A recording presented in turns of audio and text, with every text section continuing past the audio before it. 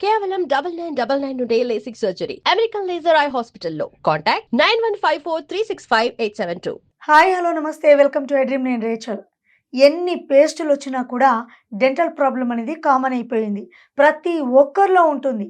నాకు లేదు అనుకోవడానికి వీలు లేకుండా తయారైపోయింది. మరి ఇప్పుడు ఎందుకు ఇంతగా ప్రాబ్లం అవుతోంది? ఒకప్పుడు ఇన్ని రకాల పేస్టులు లేవు. వేప పుల్ల, బొగ్గు, ఇసుక, ఇటుక, ఇలా మట్టి వీటితోనే తోముకునేవాళ్ళు కదా. మహా అయితే కొన్ని ఇయర్స్ బ్యాక్ వెళ్తే కోల్గేట్ పౌడర్ అనేది ఏదో ఉండేది. కానీ ఇప్పుడు ఇన్ని అడ్వాన్స్డ్ పేస్టులు వచ్చినా కూడా డెంటల్ ప్రాబ్లం అనేది కామన్‌గా చూస్తున్నాం. ఏం చేయాలంటారు? ఈ ప్రాబ్లం నుంచి మనం బయటపడలేమా? స్ట్రాంగ్ టీత్ అనేది మన సొంతం కాదా? యెస్. ఇలాంటి వాళ్ళ కోసమే ఈ ప్రోగ్రామ్. మరి ఈ విషయాలు తెలియపరచడానికి స్టూడియోలో మనతో పాటు ఉన్నారు డాక్టర్ స్నేహ వేమూరి గారు, dental doctor and motivational speaker and national yoga trainer. So వారితో మాట్లాడదాం. నమస్తే అండి. నమస్తే అండి. డెంటల్ ప్రాబ్లం ప్రతి ఒక్కరిలో కామన్. అవును. పిప్పి పళ్ళు, సందు పళ్ళు, అసలు వర్ణించలేమండి. ఏంటి అసలు ఇంత ప్రాబ్లము ప్రతి ఒక్కరిలో.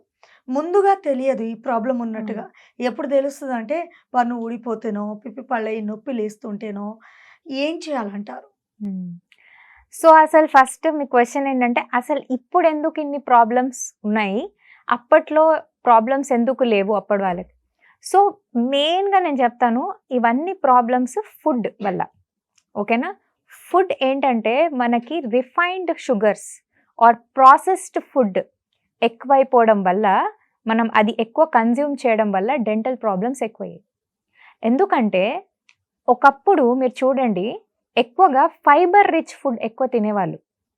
ఓకే. ఏదైనా కూడా బాగా ఫైబర్ ఉండేది అండ్ ఆల్సో షుగర్ కంటెంట్ దాంట్లో తక్కువ ఉండేది.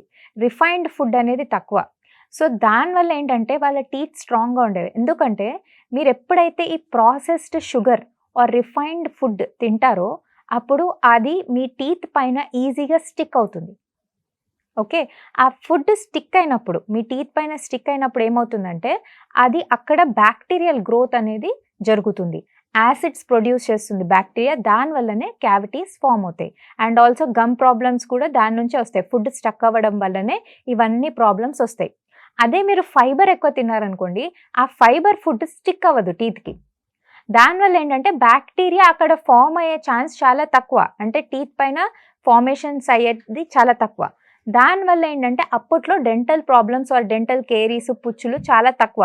అట్లీస్ట్ 50-60 ఇయర్స్ వరకు వాళ్ళకి డెంటల్ ప్రాబ్లం అనేవి ఉండేవే కాదు. తర్వాత మెల్లగా ఏజ్ అవుతున్న కొద్దీ టీత్ వెళ్ళిపోయేవి ఆర్ లూజ్ అయ్యి ఊడిపోయేవి. But dental problems or dental cavities అనేవి తక్కువ.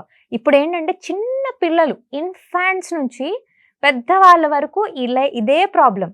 పన్ను పుచ్చిపోతుంది, పన్ను బ్లాక్ అయిపోతుంది. ఇన్ని పేస్ట్లు వాడేస్తున్నాం, ఇలా చేస్తున్నాం. మీరు ఎన్ని పేస్ట్లు వాడినా, ఎంత అడ్వాన్స్డ్ పేస్ట్ వాడినా, మీరు పేస్ట్ వాడడం మీకు తెలియకపోతే మీరు ఎంత వాడినా కూడా అది మీకు ఎఫెక్టివ్గా పనిచేయదు. అంటే పేస్ట్ ఎలా వాడాలి మేడం అంటే ఇప్పుడు ఏ పేస్ట్ మీరు తీసుకున్నా కూడా అంటే డిఫరెంట్ కంపెనీస్ ఉంటాయి, డిఫరెంట్ ఫ్లేవర్స్ ఉంటాయి, డిఫరెంట్ కాంపోజిషన్స్ ఉంటాయి. But dental paste for cleaning మనం ఎలా వాడాలో నేను చెప్తాను. ఇప్పుడు ఏంటంటే మీరు ఫస్ట్ బాగా గుర్తుపెట్టుకోవాల్సింది ఏంటంటే మీరు ఎక్కువసేపు తోమితే మీ పళ్ళు చాలా వరకు పాడైపోతాయి. చాలా మంది చేస్తూ ఉంటారు. మార్నింగ్ ఈవినింగ్ మధ్యాహ్నం పేస్ట్ వేసుకొని బాగా పేస్ట్ ఎక్కువ వేసేసుకొని బాగా ఏంటంటే మార్నింగ్ ఈవినింగ్ బాగా బ్రష్ చేస్తారు ఎక్కువగా. నేను కూడా అంతే. దానివల్ల ఏమవుతుందంటే మీ ఎనామిల్ లేయర్ ఇంకా వీక్ అవుతుంది. అంటే ఇంకా ఎక్కువ టీత్ అనేది వేర్ ఆఫ్ అయిపోతుంది. సో మీరు ఏం చేస్తారంటే బ్రష్ని మరీ గట్టిగా వాడకండి అండ్ పేస్ట్ మీరు ఎక్కువ పెట్టి వాడకండి. పీనట్ సైజే వాడాలి. టూత్ పేస్ట్ పీనట్ సైజే పెట్టుకోవాలి మన బ్రష్ పైన, తెలుసా? ఇంత లాంగ్గా పెట్టేస్తారు కదా, ఓన్లీ పీనట్ సైజే వాడాలి. పెట్టి తర్వాత 1 minute కన్నా ఎక్కువ బ్రష్ చేయకూడదు. ఇది 3 rules. Peanut size, paste and soft bristle brush. Brush చాలా హార్డ్గా ఉండొద్దు. చాలా మంది చాలా హార్డ్ బ్రిజిల్ బ్రష్ వాడుతుంటారు. వాళ్ళ బ్రిజిల్స్ ఇట్లా కోసుకుపోయినట్టు ఉంటాయి. అవి టీత్ పైన వాడతారు, కుచ్చుకుపోయి కూడా డెంటల్ ప్రాబ్లమ్స్ వస్తాయి. So soft bristle brush and also peanut size paste. ఇది మీరు గనక మంచిగా మీరు 2 టైమ్స్ 1 మినిట్ కన్నా తక్కువ టైం తీసుకొని బ్రష్ చేయాలి. ఎక్కువ ప్రెషర్ వేయకుండా బ్రష్ చేస్తే మీ టీత్ నీట్‌గా ఉంటాయి.